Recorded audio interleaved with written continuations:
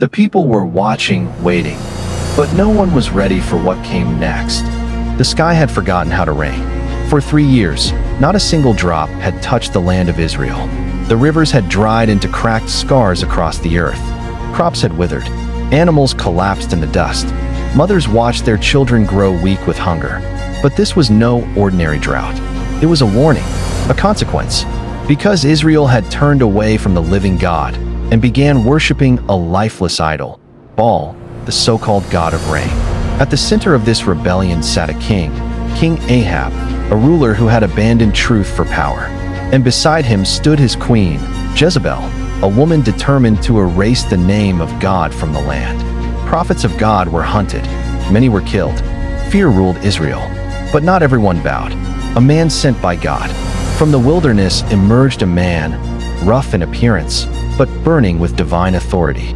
His name was Elijah. He had already declared the drought years earlier. Now, he returned, not to hide, but to confront. When Elijah stood before King Ahab, there was no fear in his eyes. Ahab looked at him with anger and said, "Is that you, you troubler of Israel?" Elijah answered boldly, "I have not troubled Israel. You have, because you have abandoned the commandments of the Lord and followed Baal." Silence fell between them. Then Elijah made a challenge that would shake an entire nation. The challenge on Mount Carmel. "Gather all Israel," Elijah said, "and bring the 450 prophets of Baal and the prophets who serve Jezebel. Meet me on Mount Carmel." Word spread quickly. People came from everywhere, hungry, desperate, curious. They needed answers. They needed rain. They needed truth. Standing before the crowd, Elijah raised his voice. "How long will you waver between two opinions? If the Lord is God, follow him. But if Baal is God, follow him." The people said nothing. They were divided, caught between truth and deception. So Elijah set the stage for a moment no one would ever forget. 2 altars, 1 decision. 2 bulls were brought forward. 2 altars were prepared. No fire would be used. No tricks. No hidden flames. Just one condition. The God who answers by fire. He is God. The people agreed. The prophets of Baal stepped forward first, confident, smiling, certain their God would answer. The cry of the false prophets. Morning came. The prophets of Baal began their ritual. "Baal, answer us." They shouted louder. They danced wildly around the altar. Hours passed. The sun climbed higher, burning above them. Still no fire, no voice, no response.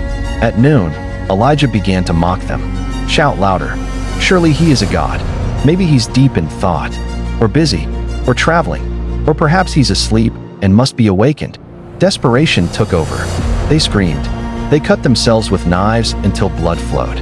They cried out with everything they had. But heaven remained silent, because Baal was never real. The moment of truth came.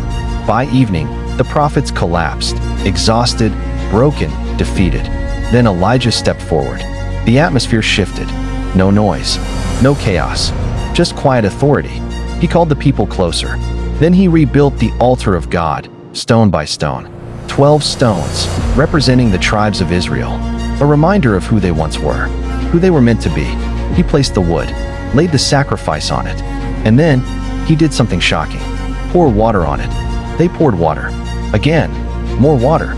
Again, until the altar was drenched and a trench around it filled completely. There was no possibility of fire, no human explanation. This would be all God or nothing, just a simple prayer. Elijah stepped forward. No shouting, no performance, just faith. He lifted his voice. "Lord, God of Abraham, Isaac, and Israel, let it be known today that you are God, and that I am your servant, and that I have done all these things at your command." A pause, a breath, then fire from heaven. Without warning, fire fell, not like lightning, not like anything they had ever seen. It consumed everything. The sacrifice, gone. The wood, gone. The stones, gone. Even the water in the trench, gone. In a single moment, the impossible became undeniable. The nation awakens. The people fell face down to the ground. Fear, awe, realization. They cried out with one voice. "The Lord, He is God. The Lord, He is God." The deception was broken. Truth had returned. The rain returns. And then, after years of silence, the sky began to change. Clouds gathered on the horizon. The wind shifted, thunder rolled in the distance, and finally, rain fell, heavy, powerful, restoring. Life returned to the land, because when the true God speaks, even the heavens respond. When everything around you feels dry, when it seems like heaven is silent, don't follow what everyone else is chasing. Stand firm, because the God of Elijah still answers by fire.